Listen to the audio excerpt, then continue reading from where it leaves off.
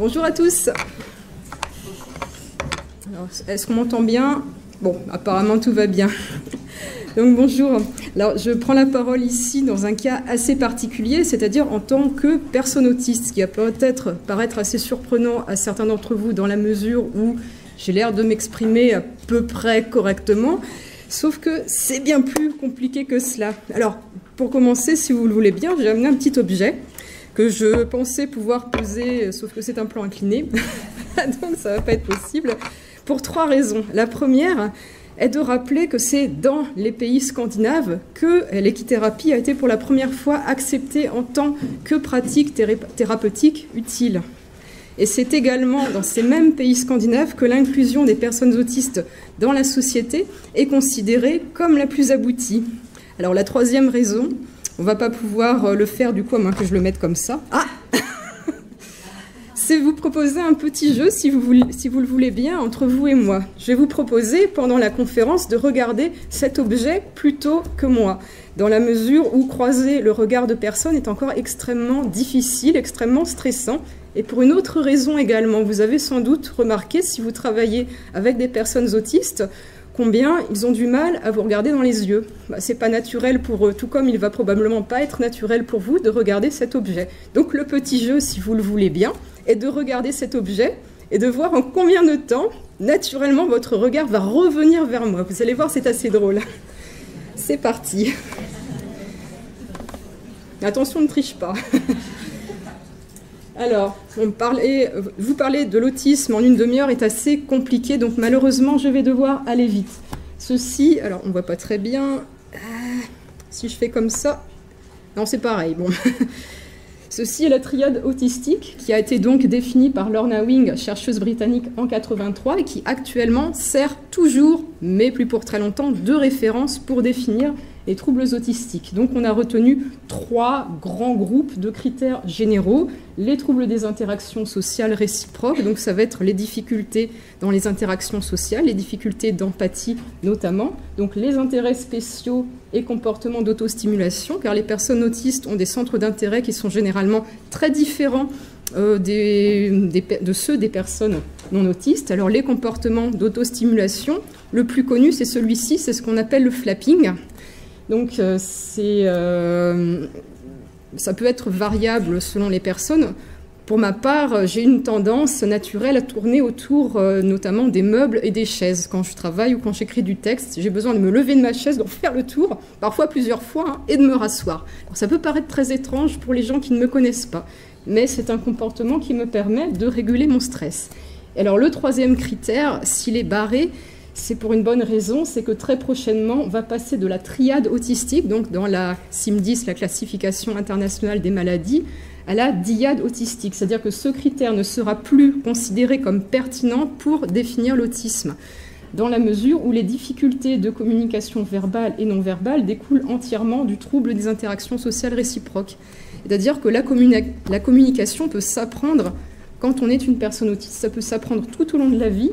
Et il n'est d'ailleurs pas rare, on en a un dans la salle, je ne dirai pas qui c'est, il n'est pas rare donc que les personnes autistes, donc enfants, apprennent à parler et à vaincre, entre guillemets, leurs difficultés langagières au fil du temps. Donc on a des personnes qui vont se mettre à parler à 12 ans, parfois plus tôt, et parfois qui vont même se mettre à parler en avance, ce qui a donc été mon cas. Ce qui explique aussi pourquoi j'ai été diagnostiquée avec un syndrome d'Asperger à 33 ans. Voilà. Alors, on va entrer dans le vif du sujet. Vous avez sans doute remarqué... Il faut que je parle comme ça, c'est peut-être mieux. Vous avez sans doute remarqué... en fait, on ne m'entendait pas? Si, d'accord. Pardon. Vous avez sans doute remarqué que dès qu'on se met à parler d'autisme, on a tendance à associer cela uniquement aux enfants. Alors, c'est vraiment une spécificité, si j'ose dire, française, enfant égale autiste. Sauf que non, les adultes autistes existent. Comme je disais, il y en a un dans la salle. Et donc, malheureusement, actuellement, les adultes autistes sont invisibles. C'est pourquoi je souhaitais vous faire un petit topo à ce sujet-là. Pourquoi les adultes autistes sont invisibles? Malheureusement, je vais devoir vous le dire assez brutalement. Donc, que deviennent les adultes autistes? Eh bien, hélas, 76 à 90% d'entre eux sont au chômage, et ça, ce ne sont pas mes chiffres, hein, ce sont des chiffres de la National Autistic Society au Royaume-Uni, parce qu'en France, on n'a pas ce type de chiffres.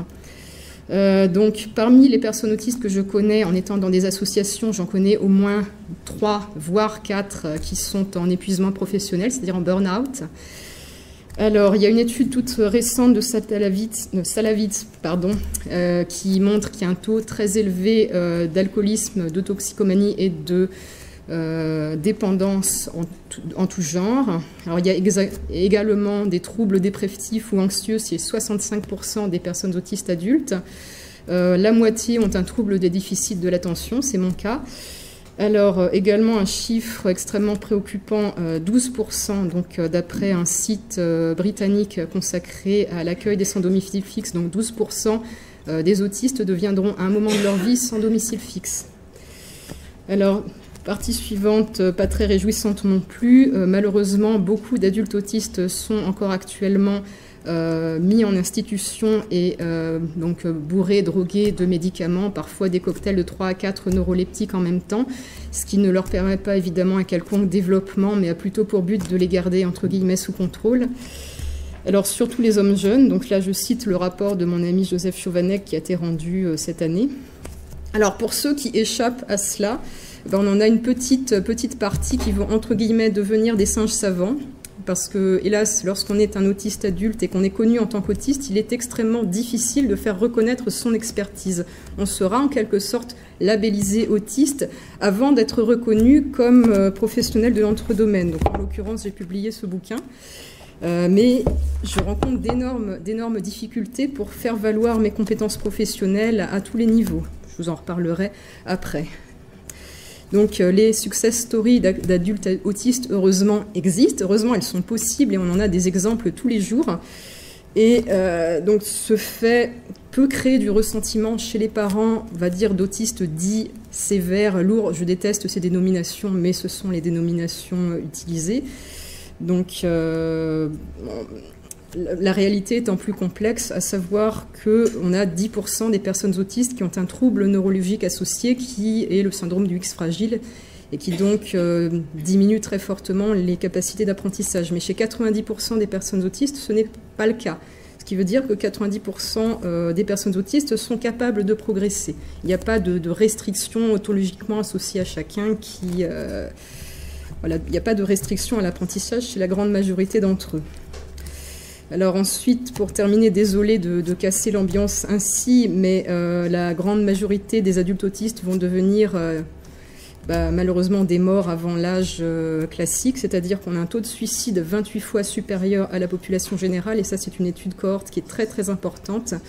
Donc on peut être certain que ces chiffres sont fiables. Alors 66% des adultes autistes diagnostiqués Asperger ont des pensées suicidaires. Et la première cause de cette mortalité et de ces pensées suicidaires est la discrimination par les pairs, c'est-à-dire toutes les difficultés que rencontrent les personnes autistes pour faire valoir leurs compétences, pour se loger, pour simplement réussir à vivre convenablement, vont malheureusement, bon, parmi mes amis, j'ai beaucoup d'amis qui maintenant ne sont plus, hélas. Donc pareil, désolé de casser l'ambiance ainsi. Donc l'espérance de vie des adultes autistes est réduite de 18 ans par rapport à la population générale. Et en plus, il s'agit d'une étude effectuée en Suède. Donc en France, les chiffres sont probablement bien pires que cela. Cette espérance de vie est réduite de 30 ans chez les personnes autistes non verbales. Et elle est de seulement 39 ans si en plus il y a de l'épilepsie.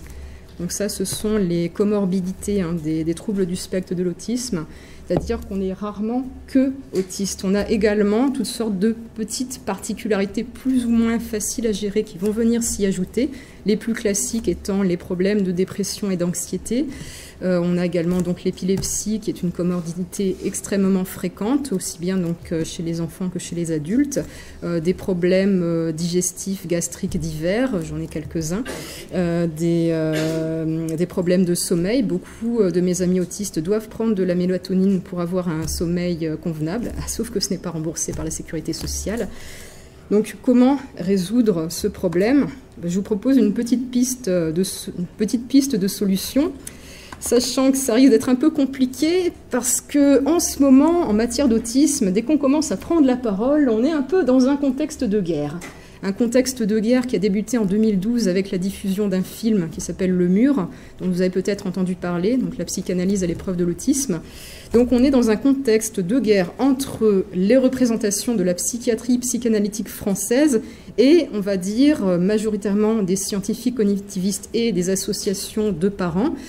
Et malheureusement, dans ce contexte-là, il est extrêmement compliqué de faire entendre une autre voix, donc de faire valoir l'équithérapie en tant que pratique utile aux personnes autistes. C'est un peu comme avancer dans une tranchée entre deux corps de combattants et essayer de faire entendre sa parole. Dans ce contexte-là, bah, voilà.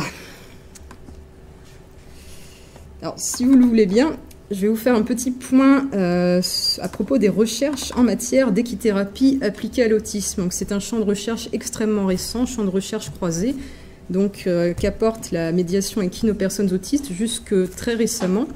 Les seules données que l'on avait étaient des témoignages relativement isolés de parents principalement, puisque jusqu'à la fin du XXe siècle, les formes d'autisme, on va dire, verbales étaient très très peu connues. Donc, pour l'essentiel, on associait l'autisme au fait d'être non-verbal. Donc, difficile d'apporter un témoignage, hélas, dans ces cas-là. Le premier grand témoignage que l'on a eu, alors je n'ai pas le bouquin avec moi, mais j'ai un de ces bouquins suivants, c'est celui de Temple Grandin, qui est probablement la personne autiste la plus célèbre au monde. Je vais vous reparler de Temple Grandin juste après. Donc, dont le témoignage a été traduit en 1994. Et dans son autobiographie, elle explique extrêmement bien tout ce que le contact avec le cheval lui a apporté. Et on peut même dire sans crainte aucune que c'est grâce à sa session de collège qu'elle a fait donc à l'adolescence, un collège spécialisé pour enfants à problème, donc américain, qui avait donc une cavalerie, et donc c'est grâce aux soins qu'elle a pu apporter aux chevaux à ce moment-là qu'elle a trouvé finalement sa voie professionnelle. Alors également, donc en 89, on a eu la première, enfin du moins la plus ancienne étude que j'ai trouvée sur l'équithérapie à propos d'un centre toujours américain dans l'Ohio, donc un centre qui accueillait des enfants autistes avec des chevaux réformés des courses.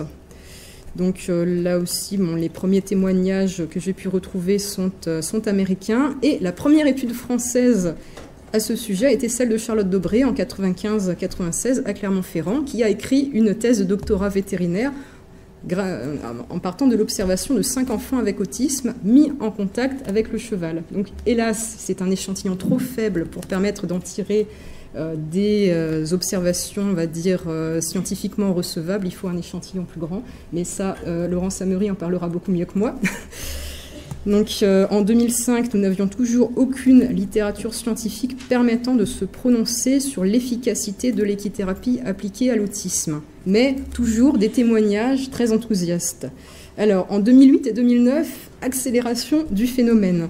Donc on a déjà eu en 2008 un début de liste. Quelles sont les pratiques utiles en intervention pour les personnes autistes, donc par Lisa Ackards. Je ne me souviens plus en détail de l'étude, mais je pourrais la retrouver.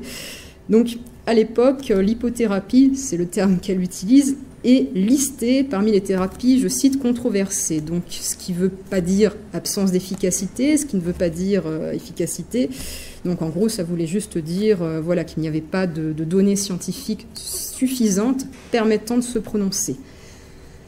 Donc oui, il s'agit le plus souvent de constatations de faits isolés. Voilà, ça c'est ce qu'elle écrit dans son papier. Et surtout, en 2009, grande accélération du phénomène grâce à la publication de L'Enfant Cheval, qui est donc à la fois un livre et un documentaire, donc je vais vous montrer un petit extrait après, qui a entraîné un engouement médiatique considérable pour l'équithérapie. Donc, bon, j'utilise le mot équithérapie, mais j'ai compris qu'il y avait un vocabulaire, donc hypothérapie, médiation équine. J'ai un peu de mal à m'y retrouver.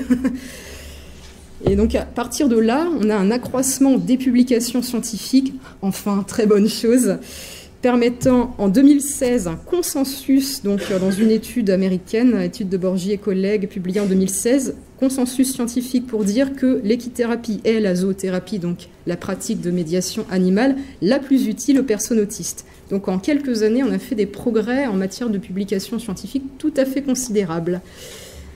Voilà. Alors également, je vais vous parler de 2 cas particuliers, donc de témoignages de personnes autistes, parce que bon, je ne suis pas chercheuse, mais je pense que c'est une erreur en tant que chercheur de ne pas s'appuyer sur les témoignages des personnes concernées. C'est une erreur parce que ça coupe finalement complètement le chercheur, la chercheuse de ce qu'elle étudie. Et donc étudier les témoignages permet très souvent d'avoir des informations tout à fait intéressantes. Alors, je vais commencer par Temple Grandin. Temple Grandin, vous la connaissez peut-être grâce à un téléfilm qui est passé à la télévision, me semble-t-il, sur TF1 il y a peut-être 1 an ou 2, qui s'appelle également Temple Grandin. Donc c'est probablement la personne autiste la plus célèbre au monde. Elle donne des conférences dans le monde entier. Et pourtant, ça avait très très mal commencé pour Temple Grandin. Parce qu'à l'âge de 2 ans et demi, elle a été montrée à un chirurgien de Boston. Et ce chirurgien a dit exactement à sa mère « This girl has brain damage ». Concrètement, cette fille a le cerveau endommagé ou des dommages cérébraux. Donc un prédiagnostic, si on peut dire, extrêmement sévère et laissant très très peu de place à un quelconque espoir ou à une quelconque idée de progression. Eh bien, sa mère n'a pas accepté ce coup près en quelque sorte, ayant des revenus financiers assez considérables. Et là également, malheureusement, c'est très souvent le cas, les personnes autistes qui s'en sortent sont celles dont les parents ont des revenus financiers conséquents. Donc, lui a payé une orthophoniste particulière, une gouvernante particulière, et en quelques années, Temple Grandin a pu progresser, bien qu'elle garde quand même beaucoup de bizarreries. Par exemple, l'habitude de se cacher sous le coussin du canapé pour ressentir une pression qui l'apaise. Je précise que cela n'a rien à voir avec le packing, hein, auquel on me poserait la question. Donc, un événement qui va être fondamental dans sa vie, ça va être d'une part lorsqu'elle est exclue du collège, donc elle a été exclue de son collège de filles. Alors, je ne sais plus en quelle année, bon, j'ai lu cette autobio, mais ça remonte quand même un petit peu. Et ses parents, ne trouvant pas de solution, l'ont replacée dans un collège pour personnes émotionnellement perturbées. Du moins, c'est ce qu'il y a décrit donc, dans cette autobio, où elle a découvert qu'il était possible de s'occuper des soins aux chevaux, et elle a demandé expressément à faire les soins aux chevaux donc, dans ce collège. Après cela, elle a été en vacances chez une de ses tantes, donc Anne. Pendant ses vacances, elle s'est occupée du bétail, et c'est là qu'elle a découvert sa vocation, qui est donc, elle travaille principalement sur des systèmes de contention du bétail, bon, pour les abattoirs, et elle en vit très très correctement. Donc maintenant, elle donne des conférences absolument partout. Donc voilà, alors que ça avait très très mal commencé. Et donc dans cet ouvrage que j'ai là, elle nous donne ce témoignage. Donc la machine à serrer, c'est le système qu'elle a trouvé pour ressentir de la pression apaisante. Donc c'est elle, la machine à serrer, qui m'a aidé à vivre mes années d'adolescence, elle et les chevaux. Monter à cheval était une joie pour moi. Je n'ai pas oublié le plaisir intense que j'éprouvais à galoper dans les prés. L'amour qu'un adolescent reçoit d'un cheval lui fait du bien. Bon, j'ai pris cet exemple, mais il y en a beaucoup d'autres dans cet ouvrage et dans son autobiographie. Le deuxième exemple dont j'aimerais parler, c'est celui de Rupert Isaacson. Alors, ça, c'est la vidéo... Ah, voilà, j'ai mal classé, en fait. Donc, Rupert Isaacson est le père d'un enfant autiste qui a été donc diagnostiqué autiste sévère ou autiste profond à 2 ans. C'est-à-dire non seulement avec... Bon, il ne parlait pas, pas du tout, colérique, incontinent, et il répétait en boucle des jingles de pub. Donc, pas du tout un profil, pour ainsi dire, qui laissait de l'espoir. Il a prononcé ses premiers mots lors d'une randonnée à cheval avec son père. Et ça, c'est donc très bien raconté dans ce livre, hein, L'enfant cheval. À la suite de quoi, son père a pris un pari complètement fou. Il a décidé de prendre son fils avec lui et de partir pendant 2 ans et demi en Mongolie. Donc, à la fois avec du voyage équestre, mais également avec des rencontres avec des chamans. Donc, je ne m'exprimerai pas sur le chamanisme, c'est une question de croyance personnelle. Rupert Isaacson estime que cela a permis à son fils de progresser. Bon, c'est son interprétation. Toujours est-il qu'au bout de ces 2 ans et demi de voyage équestre, donc Rupert parlait de façon beaucoup plus compréhensible et Donc après ce voyage, a commencé à régresser, c'est-à-dire dès qu'il n'était plus dans ce contexte qui lui avait permis de progresser, il a repris ses colères, il est redevenu incontinent. Donc il y a eu une régression très importante. Il a refait un voyage avec lui, cette fois-ci en Afrique du Sud, également à cheval, à rencontrer donc des sorciers, des guérisseurs. Et il y a eu à nouveau une progression. Ça, il le raconte dans L'Enfant et le cheval de vent, qui est le 2e livre, là en bas. Alors, ce qu'il faut retenir de ça, qui est tout à fait intéressant dans ce témoignage, c'est de voir que lorsque la personne autiste n'est plus dans le contexte qui lui a permis de progresser, il y a une régression. Et ça, on va l'observer très très souvent. Bon, je pourrais parler un petit peu de mon cas, mais ça, ce sera après. Alors également, faites attention à la traduction française de cet ouvrage, parce que j'ai lu les 2 versions. Donc, de façon erronée, Recovering a été traduit par guérison. On ne guérit pas de l'autisme, je ne le dirai jamais assez. On est autiste toute sa vie. On est autiste, on meurt autiste. Et ce n'est pas la faute de nos parents. Bref, la bonne traduction de recovering, c'est récupération, progression. Ce n'est pas guérison. Il n'y a pas eu guérison de l'autisme. Ça, c'est un argument marketing des éditeurs pour mieux faire vendre le livre. Parce qu'évidemment, ça donne de l'espoir aux gens. Bref. Alors, si vous le voulez bien, je vous propose un petit extrait. Ah, ça va pas fonctionner. Si. Lui-même, on regarde presque toujours les mêmes résultats. Les stéréotypes disparaissent et l'intellect peut se démontrer. Prendre le dessus. Exactement. Et on peut voir qui est cet enfant.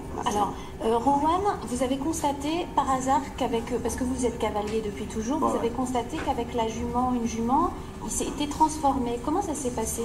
Bon, je suis cavalier, mais j'avais pas envie que mon fils monte à cheval parce qu'à ce temps, j'ai pensé que c'était trop dangereux pour lui. C'était lui qui a fait son propre contact avec le jument de mon voisin. Et j'ai vu une connexion si directe, si évidente, il fallait le suivre. Il a prononcé ses premiers mots? Ses premiers mots à cheval. Il était devant moi, dans la salle, et on commençait à rouler sur le cheval. Et j'ai donné le choix parce que j'ai toujours parlé avec lui comme s'il avait les paroles, parce qu'il comprenait beaucoup, comme beaucoup des autistes, mais il a utilisé les premières paroles à cheval ce jour. Et après ça, je l'ai vu la même chose maintenant avec tant des autres enfants, c'est pas seulement lui. Alors cette méthode-là, vous la développez au Texas? Ouais. Vous avez beaucoup de monde qui vous suit? Oui, maintenant, après des ans d'expérimentation, etc., spécialement quand on monte avec l'enfant devant dans ces époques.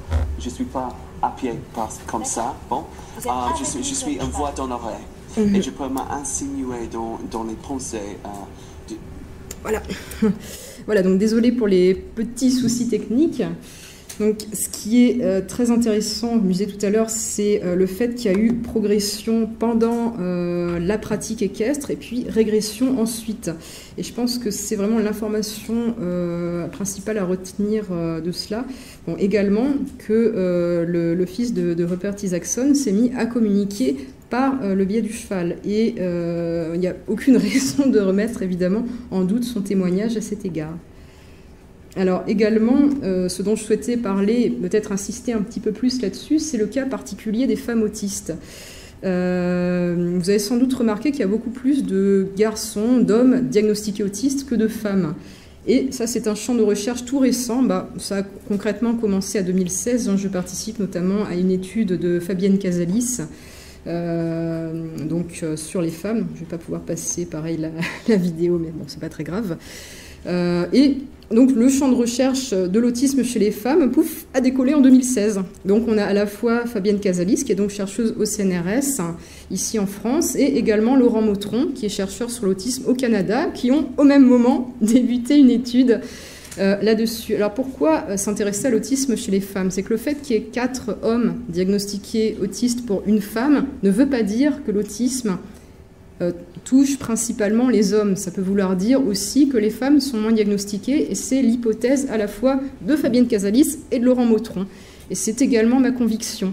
C'est-à-dire que lorsqu'on est une femme autiste, on va avoir plus de facilité à cacher, entre guillemets, nos difficultés en société, et on va avoir une plus importante pression pour, comment dire, s'insérer, pression qui va être mise de façon moins importante sur les hommes. Pour prendre un exemple, hein, vous avez un enfant autiste, fille, garçon.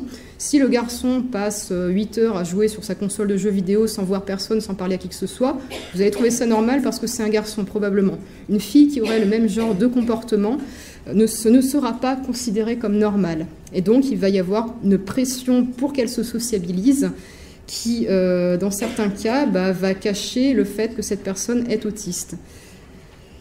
Voilà, voilà. Alors, par rapport au phénotype féminin, j'ai piqué une diapo à Laurent Mautron avec son accord. Donc, on pense que il pense du moins que les femmes autistes auraient plus de motivation sociale. Donc, il y a des études dans ce sens-là, c'est-à-dire que les femmes autistes seraient plus portées à la communication que les hommes. Auraient également moins de comportements visibles qui les font être identifiés comme autistes, donc moins d'hyperactivité, d'impulsivité, également plus d'anxiété, et là je suis tout à fait d'accord, c'est-à-dire que l'autisme va devenir invisible chez les femmes, parce que l'anxiété ne s'extériorise pas, ne se voit pas, bon, sauf que je me ronge les lèvres, donc ça va se voir un peu, mais beaucoup moins qu'un garçon qui va piquer une colère, ou qui dans les cas les plus extrêmes va lancer un objet sur un appareil de télévision. J'ai vu des cas comme ça. Alors également plus de troubles alimentaires. Alors on est en train d'écrire en ce moment un livre comment nourrir les personnes autistes. C'est la première fois qu'un tel bouquin est en cours d'écriture. Donc il y a effectivement beaucoup de troubles alimentaires chez les personnes autistes. Et donc moins de comportements répétitifs, donc moins de stéréotypies chez les filles. Donc là aussi, il y a des controverses. Est-ce qu'on a trop étendu le spectre de l'autisme à des personnes qui, en fait, ne seraient pas autistes? Bon, je ne vais pas entrer dans ce débat-là. Simplement, les études, notamment avec des bases génétiques, montrent qu'il n'y a pas de raison particulière pour qu'il y ait moins de femmes que d'hommes, je veux dire, en matière génétique. Et également qu'au niveau du spectre de l'autisme, il y a une importante possibilité de progression. Vous pourrez avoir un certain profil à 2 ans, 3 ans. C'est pas pour ça que la personne est condamnée et va toute sa vie rester non-verbale, donc comme je le disais au début. Voilà, voilà. Alors, donc, une donnée très intéressante qui a été soulignée par Fabienne Casalis. Alors, je ne vais pas vous montrer l'extrait de sa conférence. Donc ça se passe à 30 minutes 20, c'est trouvable sur Internet, Fabienne Casalis, Salon de l'autisme. Elle explique donc, à peu près à 30 minutes, que chez les hommes, donc les garçons et les hommes autistes, les centres d'intérêt vont être plus portés sur du non-vivant, entre guillemets. Donc ils vont s'intéresser à la musique, on a un exemple dans la salle, aux mathématiques, aux langues, on a beaucoup d'exemples d'autistes qui se mettent à apprendre des langues. Alors que chez les femmes, ces centres d'intérêt vont être différents et vont souvent passer beaucoup plus inaperçus. Et donc Fabienne Casalis a cité spécifiquement le cheval comme étant probablement le centre d'intérêt au niveau du vivant le plus fréquent chez les femmes qu'elle a étudié dans sa cohorte. Et ça, c'est une info qui est donc toute récente. Bon, je participe à son étude, donc voilà, j'ai le feedback. Donc c'est tout à fait intéressant à prendre en compte dans l'approche de l'équithérapie, à savoir qu'il va y avoir énormément de filles, de femmes qui vont être naturellement attirées par le cheval. Et si on prend, entre guillemets, c'est pas le terme que je vais utiliser, si on approche une personne autiste par son centre d'intérêt, eh bien, il y aura beaucoup plus de chances qu'elle s'en sorte à l'âge adulte que si on lui impose une activité. Justement, j'aimerais faire un parallèle, si vous le voulez bien, avec la musicothérapie. Ah. Je vois qu'il y a des attentes. Bref.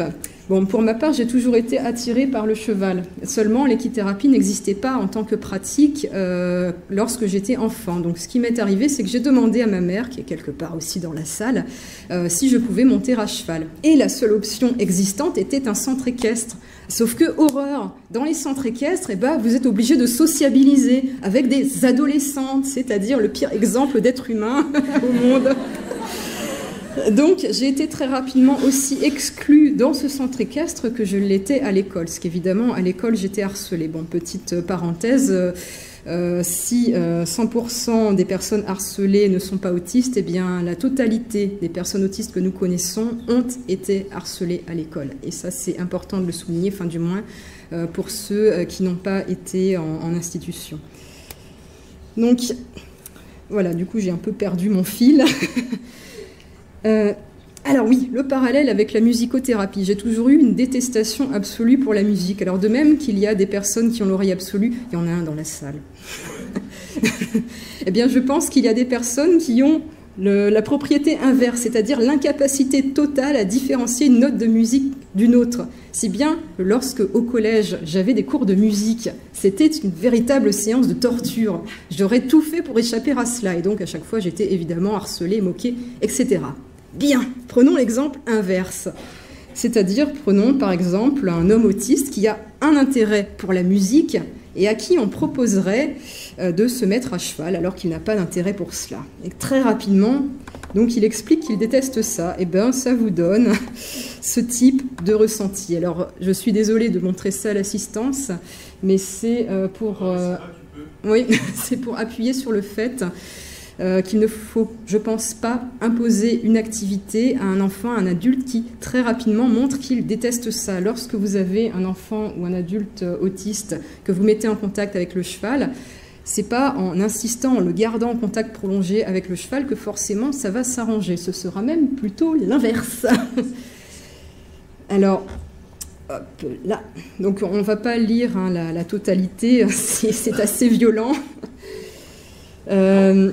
Donc, pour ma part, ayant toujours eu un intérêt pour le cheval, le ressenti était forcément tout à fait différent, c'est-à-dire beaucoup plus proche de celui de Temple Grandin, de Rupert Isaacson. C'est-à-dire que je recherchais la présence, la compagnie, pour ainsi dire, du cheval. Pour quelles raisons? C'est très très difficile à expliquer. Je pense que c'est en premier lieu par sentiment de non-appartenance à la communauté humaine. Ça peut paraître bizarre de dire cela, mais j'ai très très vite ressenti aussi bien à l'école primaire, c'est venu à l'école primaire que plus tard, que je n'appartenais pas au même monde, entre guillemets, que les autres élèves. Mais je n'arrivais pas à mettre de nom dessus. Donc c'était tout à fait curieux. Alors qu'en compagnie des animaux, je me suis toujours sentie bien. Et notamment, donc, bon, un événement que peut-être d'ailleurs même ma mère ignore, c'est que j'avais été envoyée en colonie de vacances plusieurs fois. Donc j'étais adolescente à l'époque, et donc il y a eu une fois où j'ai été harcelée dans ma chambre, et je me suis réfugiée dans le box d'un grand cheval alezan à 3 balzanes qui s'appelait Elgado, qui était très grand, qui faisait au moins 1,75 m, et c'était le seul endroit où je me sentais bien. C'était le seul endroit où je me sentais en sécurité, où je savais que je ne serais pas ni harcelée, ni moquée, ni on me faisait des crasses du genre me balancer mes vêtements par terre en les sortant de l'armoire ou des choses comme ça. Et vraiment, c'était le seul moment d'apaisement que je pouvais avoir dans ma journée, enfin à ce moment-là du moins. Donc, bon, par la suite, les choses ont évolué. Il a été très très difficile de faire du cheval en quelque sorte mon activité professionnelle. C'est venu très progressivement, c'est-à-dire que je n'avais pas le cursus donc de base qui m'aurait permis de suivre le métier que je voulais, qui était le métier de vétérinaire, parce que j'étais nulle en maths, hein, concrètement.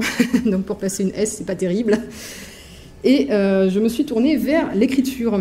Et donc je suis devenue donc auteur en presse séquestre chez Cheval Savoir. J'ai fini par écrire ça chez La France Agricole. Donc maintenant, je suis auteur de livres techniques. Hein. Bon, ça c'est un livre technique sur les races de chevaux en France. Donc d'ouvrages techniques sur le cheval. Et finalement, je ne me vois pas quitter ce centre d'intérêt. C'est comme s'il n'y avait pas de différenciation entre mon identité et le cheval. Le cheval fait partie de mon identité, tout comme pour la personne dont j'ai montré le texte tout à l'heure, la musique fait partie de son identité et rien ne sert de lui en imposer une autre. Alors, enfin, pour terminer, je crois que j'ai un peu dépassé, non, je sais pas. Alors, je pense qu'il y a un grand projet tout à fait porteur à créer, faire enfin un pont entre l'équithérapie et la professionnalisation dans le domaine équestre. On a des preuves que ça marche. On a l'exemple de Temple Grandin. Bon, le mien n'est peut-être pas très parlant dans la mesure où je n'ai pas bénéficié d'équithérapie quand j'étais adolescente, mais ça m'aurait été bien plus bénéfique que le centre équestre et ces petites pestes avec leurs avec leurs mots gentils. Bref. Donc voilà, ça reprend ce que je disais tout à l'heure. Les filles et les femmes autistes sont sous-diagnostiquées car moins visibles. Alors également, vous pouvez demander à des chercheurs comme Fabienne Cazelis, Laurent Mautron. Ils vous diront tous que les filles et les femmes autistes sont plus attirées par le vivant et par le cheval que les garçons. Donc voilà, on a des exemples de réussite professionnelle. Alors également, un point qui est tout à fait, je pense, important de souligner, c'est la pression sociale qui désormais associe le domaine équestre aux femmes. Donc on a eu une étude par Catherine Tourmalet en 2006, donc une thèse, elle en a tiré un bouquin chez Belin après, qui montre que maintenant le domaine équestre est très majoritairement associé aux femmes, à tel point que si un petit garçon dit « je veux faire du cheval », ça va être principalement au Royaume-Uni d'ailleurs, un peu comme s'il disait « je veux porter une robe ». Ça va être vu comme un aveu de non-masculinité en fait. C'est très très frappant. Donc voilà, il faut accorder aussi de l'importance à ces études de sociologie. Alors également, j'ai parmi mon entourage plusieurs femmes autistes qui m'ont dit moi je voudrais me professionnaliser dans le monde du cheval, mais je ne trouve pas de réponse adaptée. Donc bon, en l'occurrence, c'est un cas d'une personne que je connais en Bretagne. Donc ces réponses n'existant pas, il y a tout intérêt à les créer et surtout à se dire que lorsque l'on a un enfant en équithérapie, il est tout à fait possible de l'amener ensuite à un emploi dans le domaine de l'équitation. D'autant plus que le 4e plan autisme, ça y est j'en parle, prévoit de mettre un accent sur la professionnalisation. Alors il y a 10 ans quand on parlait de mettre des personnes autistes à l'emploi, c'était tout de suite hurlement dans la salle. Maintenant l'idée commence à être beaucoup plus acceptée dans la mesure où on sait que les personnes autistes peuvent progresser. Donc voilà, créons cela. Ça rentre tout à fait dans le cadre du 4e plan. Il y a des preuves comme quoi ça marche et je pense que c'est en plus tout à fait intéressant à tous les niveaux d'avoir la possibilité de travailler en thérapie avec un enfant qui à son tour à l'âge adulte pourra devenir une personne ressource ou du moins quelqu'un qui parlera de son expérience, qui dira bah oui moi ça m'a permis d'en faire mon métier, je suis extrêmement heureux. Et lorsqu'une personne autiste a fait de son centre d'intérêt son métier, elle est la personne la plus heureuse du monde, en général. Voilà, voilà. Donc, c'est terminé. Ah si, j'avais un petit exemple. Donc, on a un exemple d'une personne autiste qui est devenue cavalier professionnel. Donc, je n'ai pas regardé le reportage en entier. Je ne sais pas s'il est passé par la thérapie auparavant. Donc il a participé à un concours hippique, voilà, au Salon du Cheval. Donc preuve également que c'est possible, que c'est pas du tout... voilà, qu'on peut passer de la thérapie au domaine sportif, à la professionnalisation. Hop là. Merci.